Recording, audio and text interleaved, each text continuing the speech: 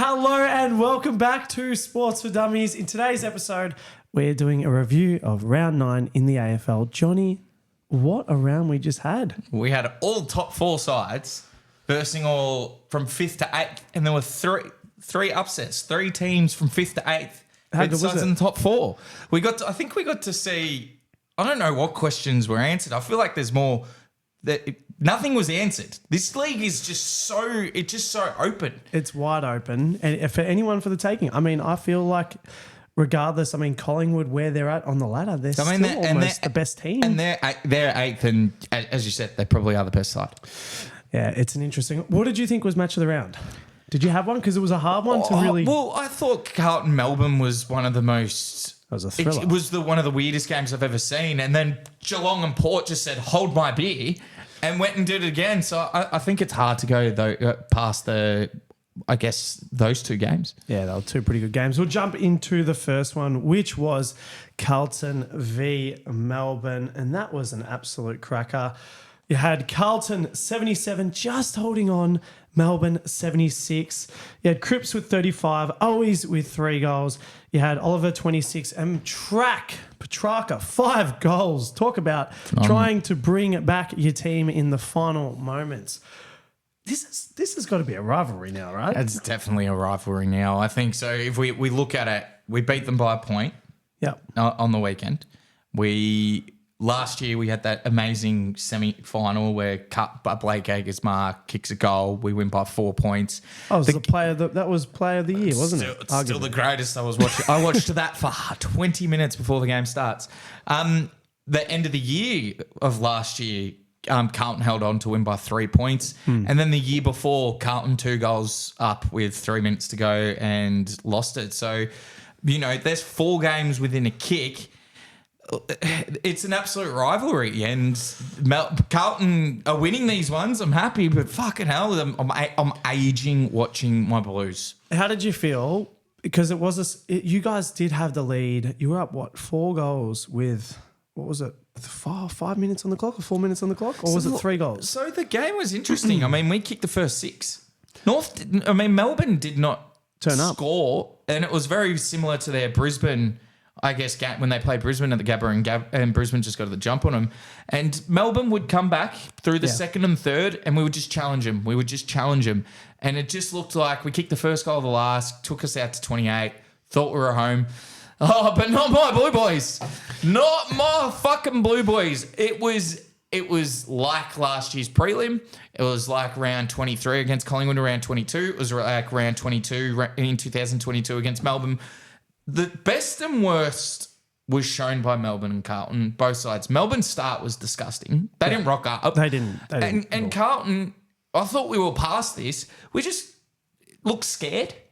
Yeah. By everyone. And the moments. Is this towards the end of the game? Or this was at the end of the game. Yeah. The game, Melbourne were coming back. You knew they were going to come back, and we would answer the call. But I'm okay with that. Track's second half was awesome. Can I say this, though? That was one of the best 3-goal period in 4 minutes of football I think anyone's watched. It was fantastic. Viney's save 99 times out of 100 that goes through for a behind in the rain. Oh, I think there's been footage to show that might have been over. Look, it was halfway over, but doesn't the ball have to be fully over? I thought I saw footage that it was fully over. Regardless, the commitment, the dedication by Viney to get the ball, slap it back. But that shows there were 3 Carlton players there to kill that ball. Elijah Holland just got caught 3 times holding the ball in the last quarter when he was 5 metres clear of a player. Patrick Cripps got the ball, who was absolutely sensational, got the ball and just laid down. The last 15 minutes was disgusting from Carlton. I wasn't even happy when that siren went. It was just relief. Gone, who's actually can kick from outside 50. No one on the mark. What happened? Now, wait, hold up. We can't discourage that goal. Mate, that's a 50-60 metre bomb. There's a minute left and no one goes on the mark.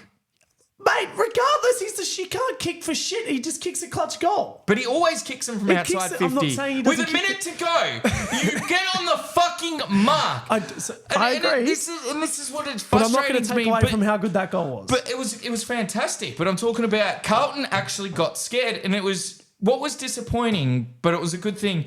We were 6 goals up, and what Carlton have been doing the last 2-3 weeks because of our injuries, we've had to go to a clearance, stoppage, domination, but our entries have been shit.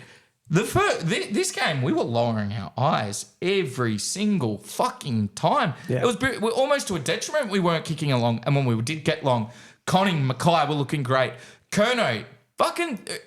great idea to put him up the ground, play a Jeremy Cameron role. He was sensational in that second half. Can I just say he's the third quarter specialist. Absolutely. He doesn't play the first half. He doesn't rock up. I don't think. I mean, he kicked 2 in the third quarter, but Straight away. It's just bang. And he took 2 big grabs in the last quarter. So Hold up. By the way, now even if Viney's goal wasn't, not the goal, but the went past, Kerno's touch. It was clearly touched. Not conclusive. You could see it though. You would think that a company that makes $1 billion can. I thought it was touched as soon as he kicked it. Literally, and he's like, "Hey, it's touched." Now that was one of the best matchups though. Lever and May, Kerno, Mackay.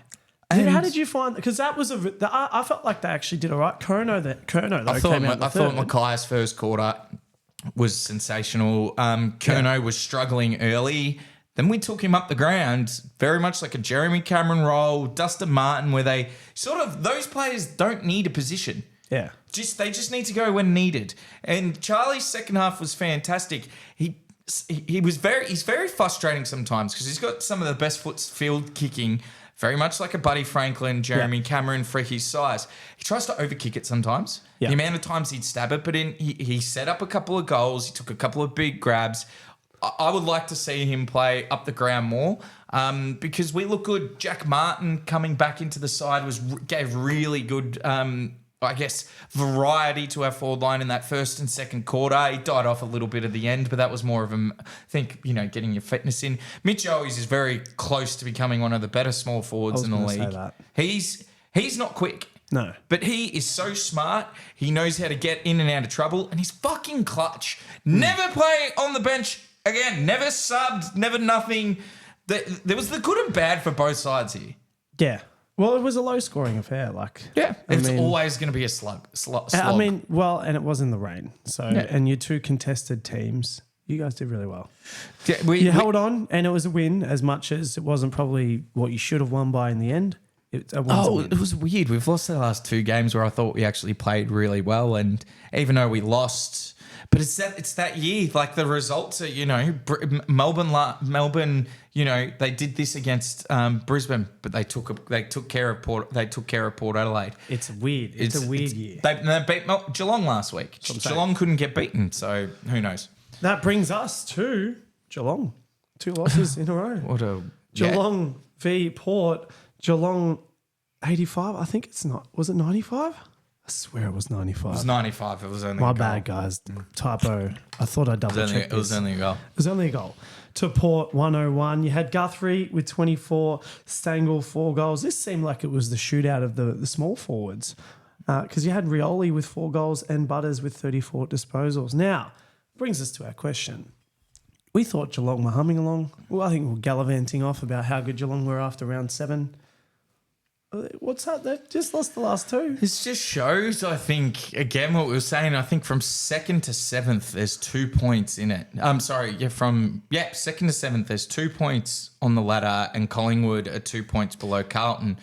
So there's only a game from 2nd to 7th to 8th, and Collingwood are probably the best side in that fucking packet. Port haven't won in Geelong since 2007. Is that 17 years? 17 years, and that's how many times have they played them down there? I can't tell you that answer. Sorry, I thought it was like I can't. But no Rosie. It's a bit on the side. I thought Wines was huge. He hasn't been great since his Brownlow.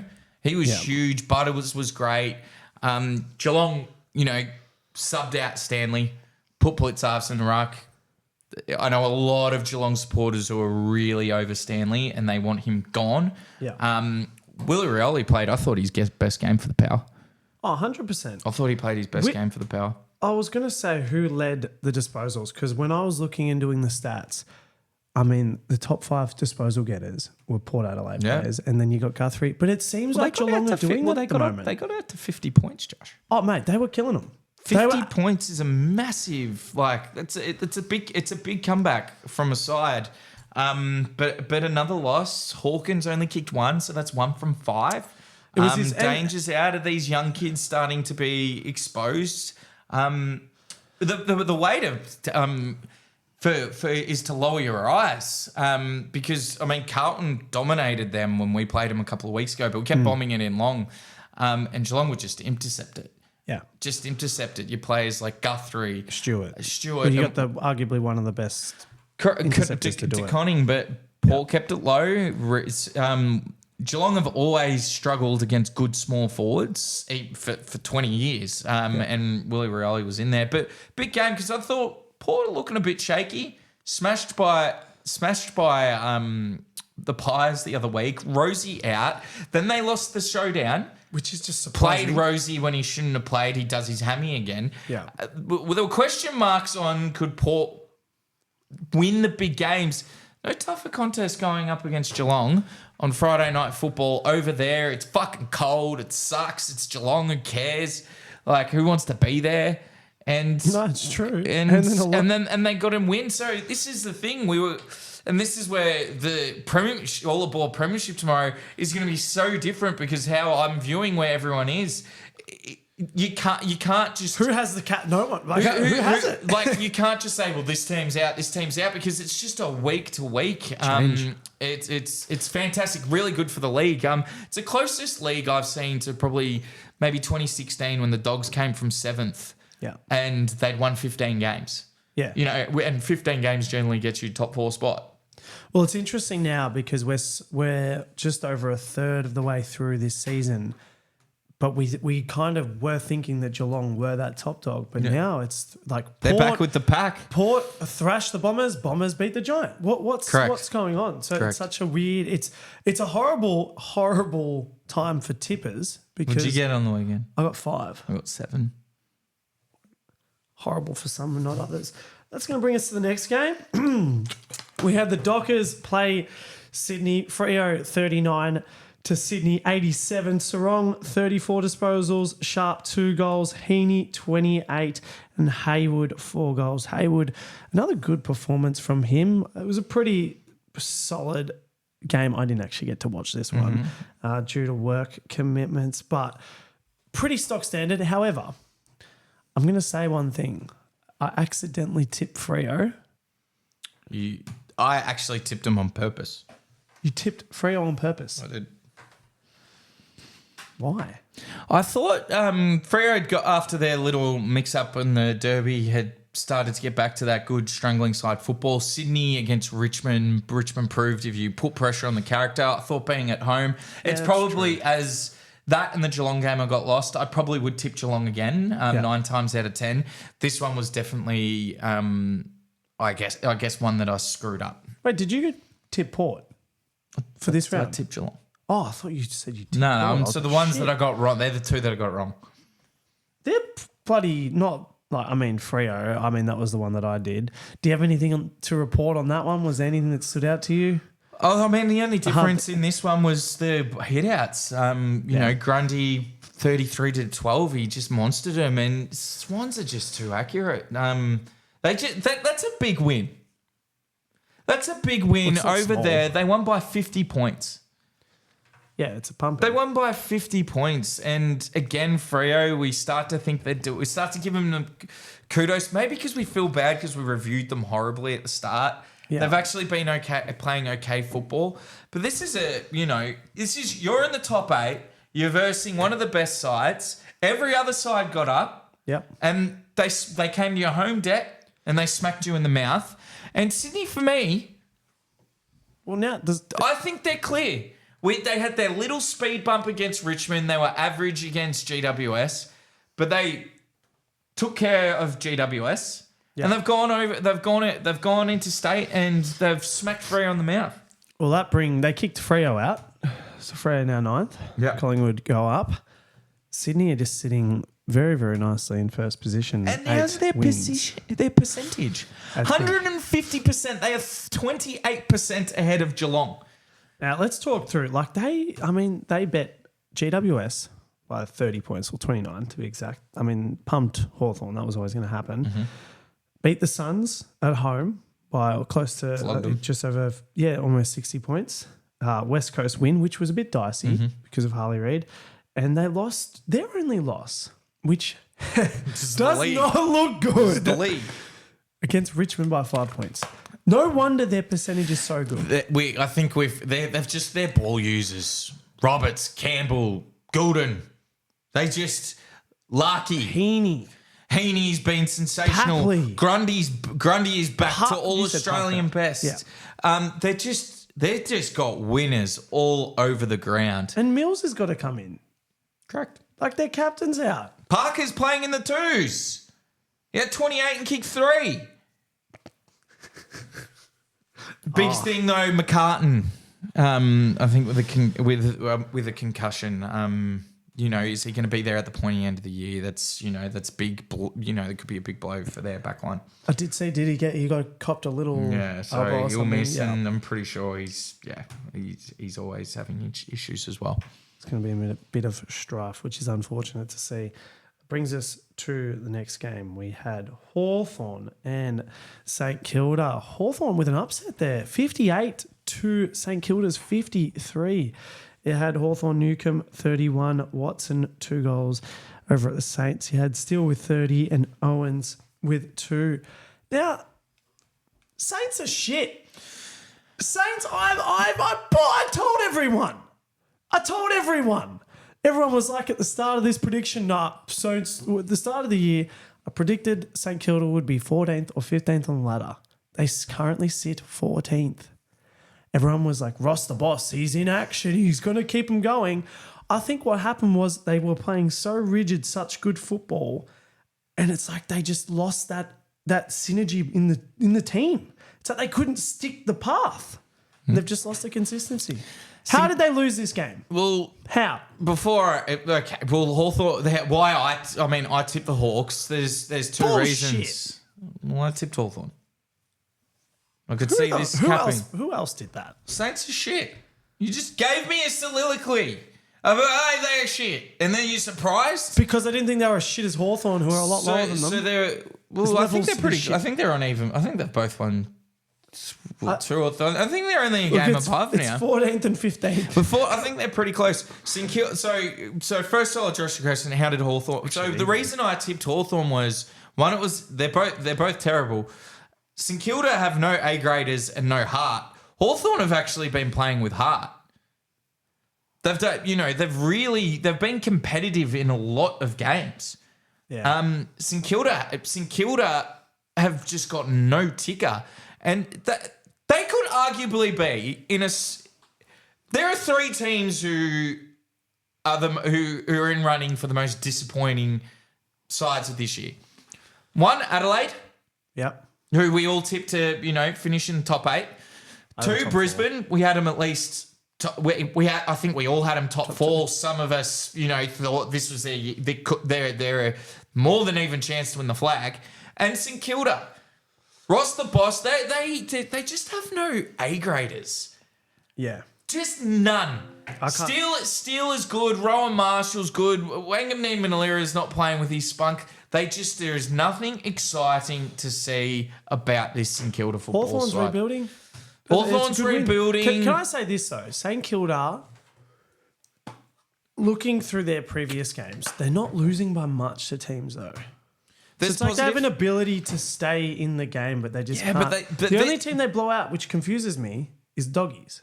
They got absolutely smacked. Well, Doggies are a yo-yo, and we'll address that. They within a kick. But Essendon within a kick. GWS within a point. Richmond within a kick. That's fine if you beat Hawthorn, though. Yeah, that's what I mean. They did not win. Yeah. And Ross Lyon is making excuses that you can only send your runner out a few times. He's starting to become a bit eccentric. There are genuine question marks. Is that like here. A dance? Is that like a? Is there a genuine? There's genuine question marks now on St Kilda because they made a final last year. Were beaten by GWS, No, but that was their first, they were back in the finals. There was 70,000 people there. People expecting they beat Collingwood. They've smashed the Dogs, as you said. Question marks on St Kilda. They didn't smash the Dogs. The Dogs smashed them. Sorry. That was the only one that's a bit of an obsolete to the rule that I was trying to make. But yeah, a bit unfortunate for St Kilda. I'm just glad that my prediction was right. This is more of an ego thing for me right now. Okay. Anyway, that brings us to pump it up. The Bombers and GWS 82 to GWS 62. As you can see, I'm pretty excited. I went to the game. You had Martin with 31, Langford 4 goals, absolutely killing it, and Guelphy had 3. I'm just going to add that in there. You had Tom Green with 34 disposals and Hogan with 2 goals. What a game, Johnny. What a bloody game. Zeret, Martin. I mean, Martin, for me, wasn't playing the best. He had the most touches on the ground. There were a few times he kicked them out in the full, a few little errors there, but what a game. And it was exciting to see the Bombers, the contested possession, the want, the fight. We were out of it 11 to 33 halfway through the second quarter. I thought, shit, we're doing this crap again. Turned and looked at Dad and said, looks like we're going home early. Nope. Turned it around, kicked a few, stayed in it. And then last quarter, the third and the last quarter, we turned on the Jets and just kept the lead. Just really had the pressure all over them, and it was good to see. So I'm pumped. The story. What was your take on that? What was the question? Oh, do we take the Bombers seriously? You have to think that, right? I have some stats. Okay, I have some stats. So let's go through it. So Essendon third now. Yep. Third on the ladder. We know they haven't won a final since 2004. Thank you. Haven't won in 2004. Thank you. 20 years of the funnest time in my life. 2004. Thanks for the reminder. So since then, Essendon's fast starts. In 2007, correct me. They were 4th after round 11, finished 12th. In 2011, they were 2nd after round 10, finished 8th, got smashed in the finals by Carlton. Round 12, they were 3rd after round 13, finished 12th. When was this? 2012. Yeah, that's 12. Okay. That's a decade. Okay. Yeah. Was not done. I'm not done. Okay. I'm not done. 2013, we hold that against you. You finished in the finals, but you got kicked out. 2023, we're 5th after round 17, missed the finals. There is a pattern here. However, I think Essendon are in. I think this is the best side out of all those Essendon sides I picked at that time that they would drop. This Essendon side is what the difference for them is their pressure.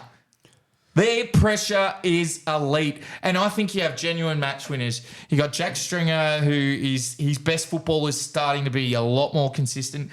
Kyle Langford is having one of the best 2-year spells I have seen. That guy is so good one-on-one. He's not overly quick. He's not overly massive. The guy doesn't, but he barely loses one-on-one. He's so smart. He hits targets. Apart from the point against Collingwood on Anzac Day, which is probably the only thing he's done wrong in the last 2 years. Zach Merritt, who's been fantastic this year, was horrible in that first half. 3 fucking lasers in that third quarter to break the game open. Harry Mackay playing with confidence. He's playing like a forward. It looks like he's going. Ben Mackay? Ben Mackay. Yeah. They play such, they've got good jukes. They must have played a lot of, what's the name? What's back in school? Marcus Art. They would have been dominating. I think Harry used to take him apart, but how good is it to play for a side? How good is he as like a confidence thing, like to see. I actually enjoy watching Ben play. Can I say, we've got you in 4 rounds. This is going to be good. Are they going to play with Kerno? Or are they going to... So on the Essendon thing, we're going on the...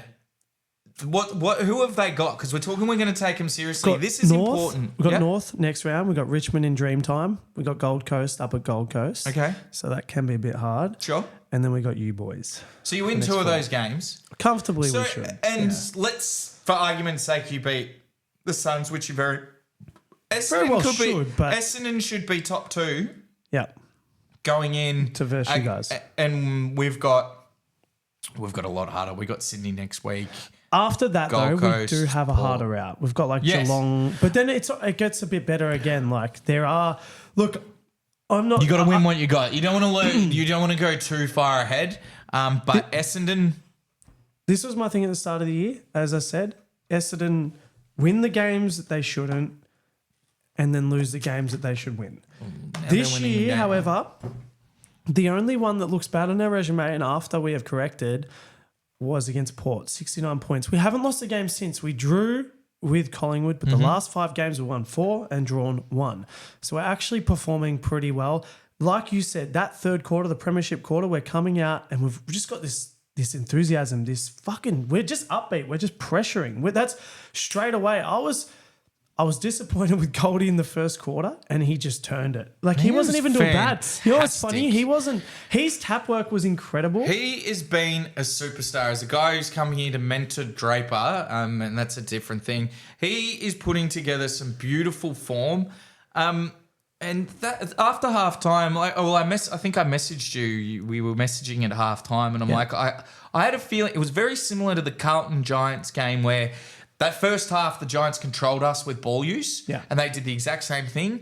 But you got a couple back, and it was and that's onto the Giants. That's 3 games now where they've been up against good sides, and they have versus good sides. Sydney smacked them. Yep. They were up against Carlton. We smacked them. And then you did the same, and there was no response. There was not, mate. At the end of the game, we were all over them. They'd given up. You know who I will give a massive, massive credit to? I know we talked a lot about Langford. I think he's the most underrated forward in the league. I think he's in the top 5 of the Coleman at the minute. Guelphy. Guelphy's not only... That was cool. His 3 goals were amazing. Pretty inspirational. Pressure though, man. He just the one percenters he was hitting hard. The way he would crunch players for his size, he's never been a tough sort of guy. I've never looked at on the field and gone, he's going to crunch players. Mate, he was all over the place. He was hip and shouldering, bumping, tackling. He was in every contest. He was hungry for the ball.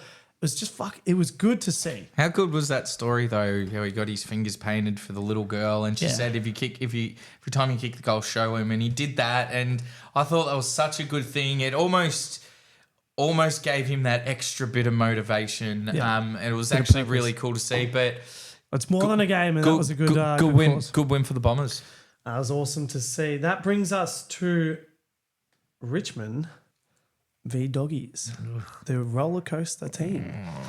So Richmond, arguably, just we all said this anyway. Horrible. Richmond 42 to the Doggies 133. You had Rioli with 26, Bolton with 2 goals, Trelaw 41, and Norton 4 goals. There was also another one of the Doggies kicked 4. Just couldn't fit them on. Now, did you get time to watch this game? Because I was in the car on the way back, and I just kept looking at the scoreline. It was pumping. Richmond are disappointed. It's funny because none of us had Richmond high. Not at all. But they have shown moments where they are competitive. Yeah, they beat Sydney. They almost beat Carlton. They were very gallant against St Kilda. I know they've had a lot of injuries, but that was a terrible, terrible loss against a side who Dogs don't have a fucking lot of heart. But this is the yo-yo of the Bulldogs. It must be so frustrating to support them. Well, yeah. Bulldogs and Gold Coast, I put them almost in the same category, where they play real good football and then they serve up shit. And lucky the Dogs, beat up Richmond. But I just don't care. I didn't learn anything from them. No, this is the thing. I think Richmond are just worked. What I did learn, how the mighty have fallen, which we already know, but they're officially dead. This side they're done. But this is the thing though. I said that about Hawthorn, and Hawthorn beat Doggies last round. This is the thing, and I mean Freo beat Doggies around before. But that's So about the Bulldogs, obviously, and the thing is, Richmond suck. We all know this. We don't even need to talk about it. Correct. But the Dogs, though, when you think about it, they won a grand final when they finished 7th. Yeah, and their best year was 2021, when they finished in the top 4. But really, they've they're never a top 4 side. No. And I know, I mean, looking Sorry, at they didn't even finish top 4 when they made the grand final in 2021. No, they were 7th. They were 7th. So they've never been a top 4 side. They've always had problems with their forward line not synergising. They've always been undersized down back. They've got great midfielders who can't defend. And don't get carried away. They beat a side like this or they smash St Kilda, but then they'll go versus an actual side and they'll lose. it's not going to be I think you're versing one of the bottom 3 teams. Yeah. You should win.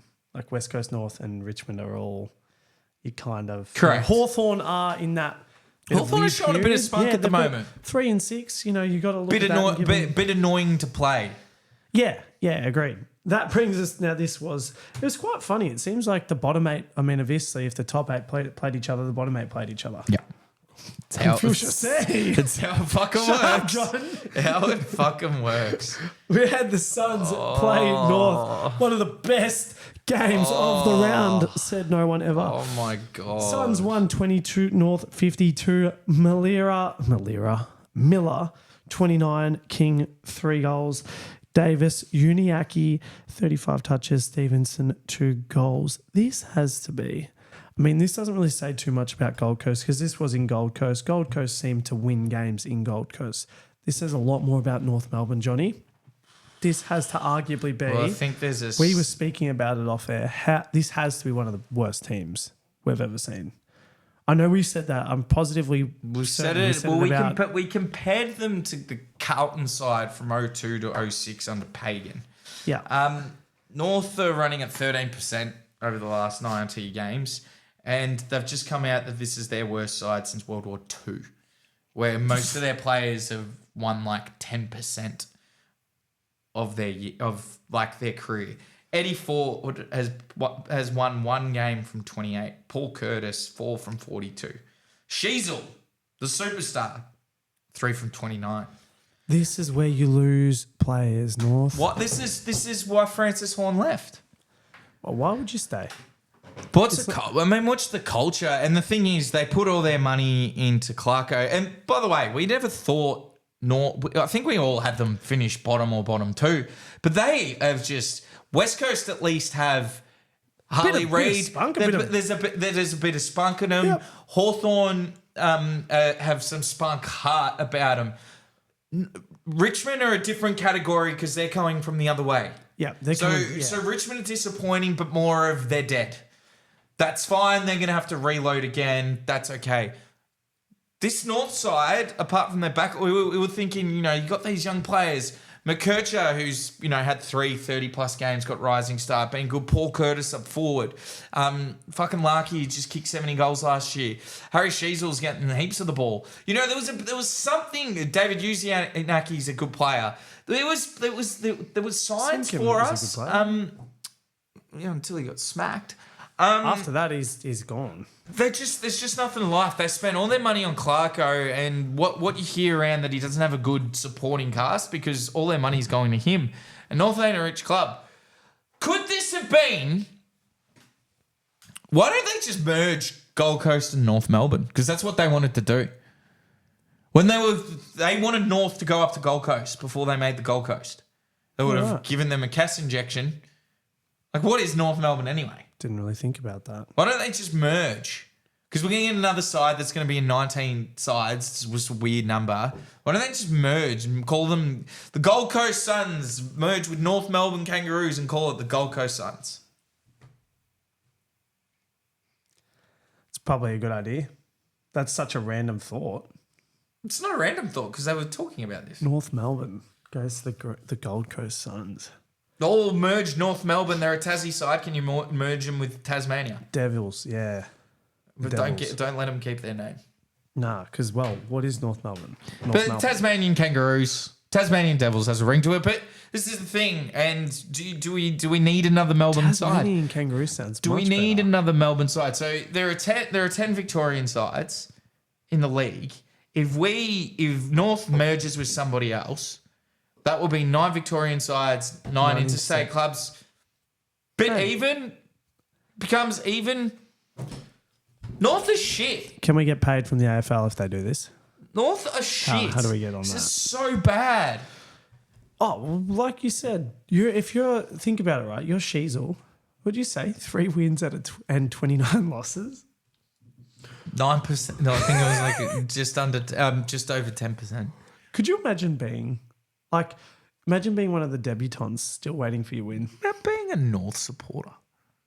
Oh, no. Because at least Carlton, what we had to hold our hat high is 16 flags, premiers. Like, we actually have a rich history. So it's like Essendon. And North have, they were good in the 90s. 70s and 90s, North were good sides. They won 2 flags in each decade, and they've got some absolute superstars. Wayne Carey's arguably the best player in the league. Brent Harvey, Glenn Archer, Mick Martin, Malcolm Blight. Had Barassi there, that's fine. But North just suck. Who's going to go there? Like, where's that talent? We don't. They got number 1 pick, and Francis Horn, who is not a bitch player, literally threw a tantrum and they left. Let's get off these. I hate them. I hate them. That brings us to Collingwood and the Eagles. Another fantastic game. Weirdly, because Collingwood were out of the 8, playing, pretty much almost bottom of the ladder. Yeah. Collingwood 103 to West Coast 37. Yeah, Dacos 36 and a goal. McInnes 3 goals. You had Witherden with 31 and Williams with 1 goal. So not a high scoring affair. Now, the question we've got here: were the Eagles right resting Harley Reid? So this is probably a question that should have been when we, due to technical difficulties, we were away. This was probably a question for after the Bombers game, but we wanted to address it because it is. I think it's a very good question. I think it is. I don't think he was horrible on the weekend. 17 touches and a goal. And a point. And he, as you said, he took one of the mark of the rounds. Took mark of the rounds. I am not a fan of load management in any sport, except for the older players. Yep. I do understand resting players when you have a shit game. You got an easy side and you want to rest some veterans. Yep. Not a guy. A big thing it takes AFL players. Not everyone starts like a Nick Dacos. No. Harley Reid started on fire. Then West Coast rested him because they wanted to be them to be ready. They rested him for the Gold Coast game, which I actually thought there was a chance there to rest him for the Essendon game. All right, for the Essendon game. One, West Coast, you're not a top 4 side. No, so this isn't a classic. Even though, look, we only won by a goal, but he wasn't good. No, he wasn't great. Geelong did the same thing to Tom Hawkins when he debuted. Yeah, so he debuted in 2007, kicked 7 goals in his first 2 games, or first 6 quarters. Kicked 4 goals and a half against Melbourne. He kicked 3 goals against Carlton in his first game in round 2 in 2007, and then kicked 4 goals and a half of football against Melbourne.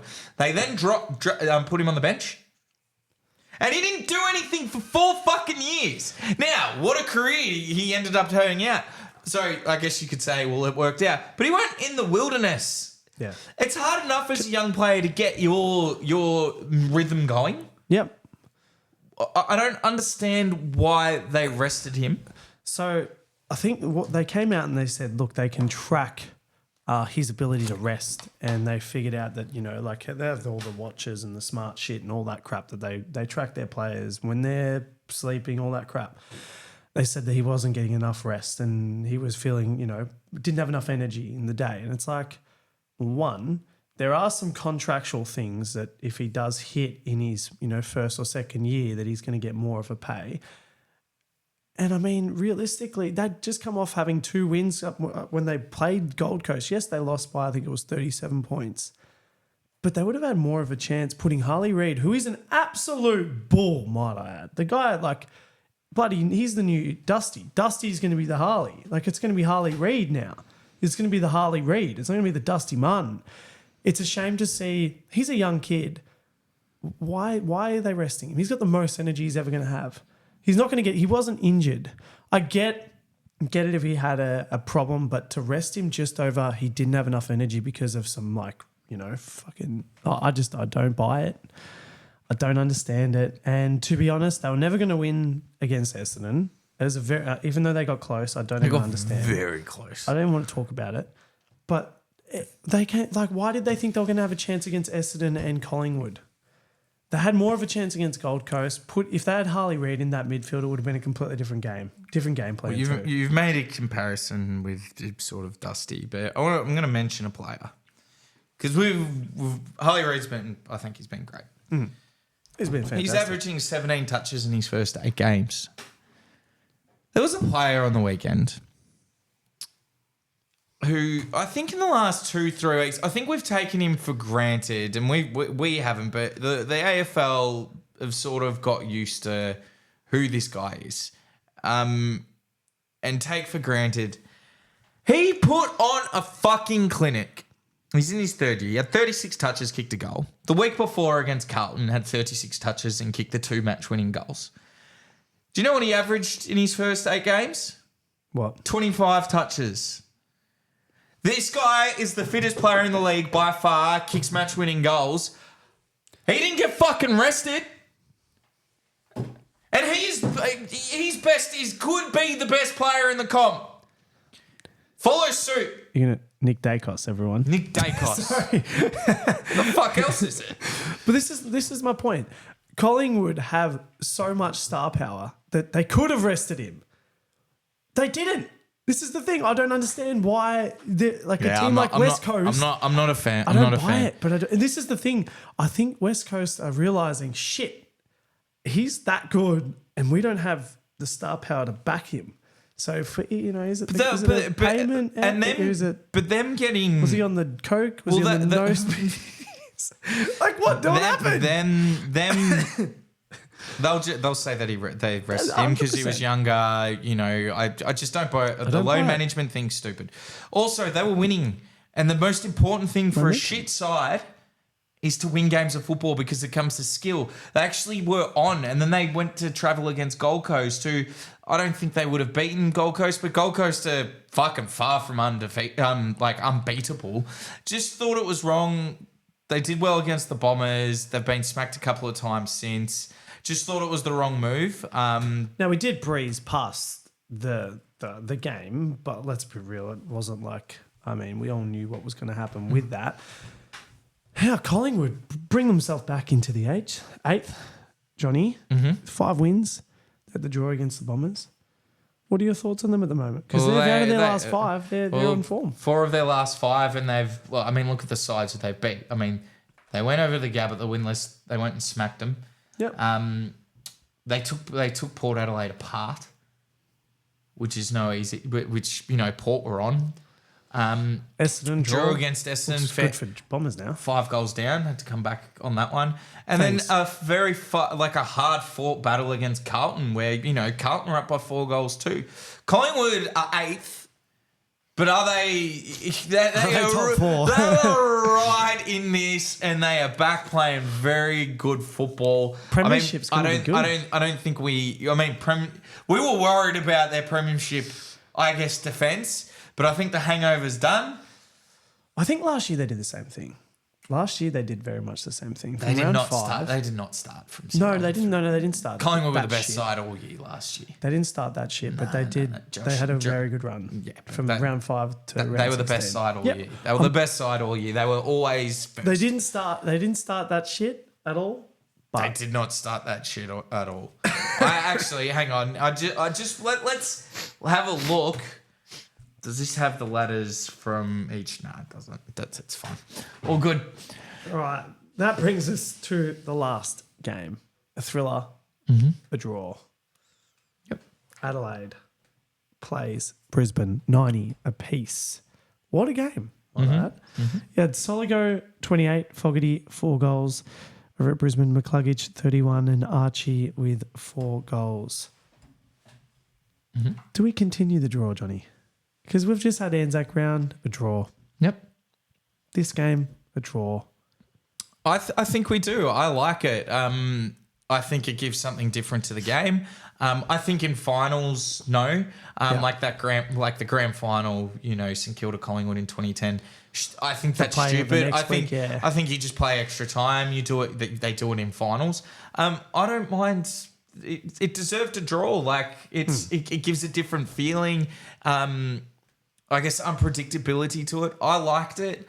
If we were talking about the two most disappointing sides in the comp, Adelaide and Brisbane. It's fitting that they did draw because they're such a similar sort of, I guess, position right now. Like I had them top 4, and I had them both top 4. Like the Melbourne Geelong game. The Carlton Melbourne game. You got to see the worst and best of each club. Adelaide, when they move that ball fucking well, they're very hard to stop. Yeah. Brisbane have been slaughtered. The amount of ACLs that they've got. I thought they did okay. They had a chance at Brisbane in that last minute. Yeah. Danaher to pass it off, but he chose to go long. But I think a draw was fitting. Yeah. Oh, it definitely was. It was an intense game, but it's these two teams disappointing. Can one of them crack the 8 though? Well, okay. So where have we? Let's go to the C grade and breathe the ladder up here because we've got no more games. So I mean, So you've got 12th and 13th. So they're only two. So Brisbane and Adelaide are 2 games out of the 8. So of course they can still make the finals. What's Euro? Oh, everyone's a different team this week. And I have fucked if I know. It's like they're slowly but surely changing the teams over. Well, they've already done it with the grounds when they do the fixture. So does that mean I can't call Fremantle Dockers Fremantle? I gotta You call them. will call them Wally Yallop. Say it. I thought you were joking. Then I'm not even going on to that. This is actually fucking ridiculous. I don't. And now I'm looking at the teams. I'm like, what was that logo? You know what? It's got us talking not about the game, and that's what they fucking want. So I don't want to. But do you want to go through the ladder? Yep. So in first, that's not going to help me, Josh. First place, you've got Sydney Swans sitting there comfortably with the 8 wins and the 1 loss. Then you've got Geelong in second, Bombers in third, Melbourne in fourth, GWS fifth, Port in sixth, 7th Carlton, 8th Collingwood. Are you nervous? So the problem with the draw gives that extra 2 points. It's going to be a helpful 2 points. I'm really excited. So the draw is handy until it's not. So a draw is good. It goes both ways, yeah?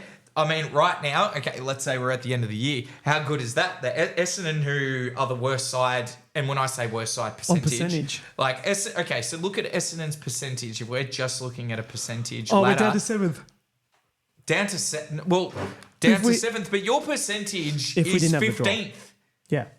So you would take that back. So you'd be down to 7th. If we took the draw. Well, no, you'd be down to maybe 8th because Collingwood get an extra 2 points. Yeah, true. So all of a sudden, Essendon are 8th spot. So let's say we're at the end of the year. That helps. Yeah, that's what I'm While agreeing. last week Collingwood were just out of the 8. Now they're in. The 2 points hurt. Like not getting 4 points hurt. So it's interesting. Yeah. Then we have, I think I said Collingwood in 8. Yeah, we're in the Then we had in the bottom 8, you've got Freo. Then you've got the Suns. Suns, like you said, just not flirting with the finals. They're not going to get there, are they, Johnny? They're only 2. This is the thing, and they're only 2 games out. I'm like, but well, actually, not even 2 games out, mate. They're 1 game out. Well, they're half. Like, oh yeah, true. Their percentage isn't that great. And they've got a. I mean, we'll go through the future. You've got Doggies in 11th, Adelaide in 12th, the Lions in 13th. Now that might help them. That draw, both teams. Then you've got Saints in 14th, 15th. The bottom 4: Hawthorn, West Coast, Richmond, and North Melbourne. North winless. So I mean, the big one here is, looking at that. Who's the most informed team? Who's won the last 5? Has anyone won the last 5? Sydney. I think Sydney are the most informed side, and then you'd put Collingwood. Collingwood and Essendon. I was going to say Collingwood and Essendon are the sides. And then you look at that from. Okay, so from Essendon to Collingwood, there's 2 games. Yeah. Sydney are by far in front of everyone. They're a game on top, 27% up. But that 3rd to 7th bracket, take Essendon out. From look at 4th to 7th, the win-loss columns. Carlton 2 from 5, won their last one. Port Adelaide 3 from 5, win-loss, win-loss. Giants 2 from 5, lost the last 2. Melbourne 3 from 5, but have been smacked in 2 of those games. Yeah. Well, I mean, they've just lost to Carlton by a point, but they were, they got the jump. There was some really bad moments there. I mean, it is such an interesting top 8. And then you sort of, and do you know what? Without going anything on the Premiership Award thing, which we will do, everyone there should feel confident. Yeah. But each team could get better. You know what's funny? If you look at the top 2 teams in the top and the bottom 2 teams, they're very much like win, or loss. But everyone in the midfield of that is very much like a 2 and 3 or a 3 and 2. It's very even. Well, look at Melbourne to Hawthorn. Yeah. And look at this. Yeah, see what I mean? It's crazy. It's crazy, and we'll take Collingwood. The last 5 games, it's such an open. Collingwood's the one off there. Yeah. But if you look at it, very red and green with a dash of yellow. So it's fantastic. Do you want to bring up the next round? Yes, let me just get the fixture up. 1 second, guys. All right, so Quick look. on Thursday, we've got the Suns in 10th playing Geelong in second place. Then you've got the Friday, you've got the Swans and Carlton. That's going to be a hard one. You guys are playing up at Sydney at the SCG.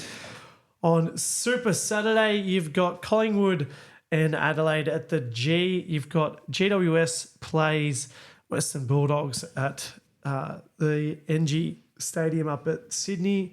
Then you've got Saints play Freo at Marvel, which I actually think that's going to be a very interesting game. That's one that... This is a very interesting game. Even though Freo are 9th, and you would assume they would win that, Saints at home, Freo, I feel like just don't compete that well against them. And this comp's very open. Then you got the Lions and Richmond up at the Gabba. You would think that the Lions take that home. Then you've got my beloved Bombers on the Sunday, the graveyard shift. Fantastic for percentage. Yeah, this needs to be. We need to pump it. 7,000 points. We need to make up for our 69-point loss against Port. So we've got Essendon play North. Then we've got Port and Hawks. And then we've got Eagles and Melbourne. So that's a shit. That's shit. I heard a lot of people... that is a horrible Sunday. Well, I think they were saying the Saturday games yesterday, Saturday night games, because you had Richmond Bulldogs versus the Bulldogs, and you had Gold Coast versus North. And I think not all of them, but I think because Saturday night was a primetime spot, and it still is in theory. People are saying, well, why aren't the games as good anymore? That's because of Thursday night. Yeah. They played 2 on Friday. And you played 2 on Friday. They did for last round. What they need to do here, and this is going to be my final thoughts. Yep. With the fixture, once you add an extra game, it's going to dilute. I think Thursday and Fridays are going to be the best game. So by nature, the Saturday night game will be diluted. Playing the fucking 2 Fridays, is one stupid. You don't get to watch all of it. Push that so the third best game is on a Saturday night. Well, it's supply and demand, guys. Come on, you're running a business. Thursdays, you get over hump day Wednesday. Mm-hmm. You want to watch the footy on Thursday, right? You watch one game, then you just have one game. Don't give them everything. Don't give them 2 games on a Friday night. I was like sitting there going, "What? There's 2 games tonight? That's weird. Why are we doing that?" Doesn't make any sense. And then to play Essendon GWS, I think the afternoon Saturday games. That's done well. That's done well. And we'll.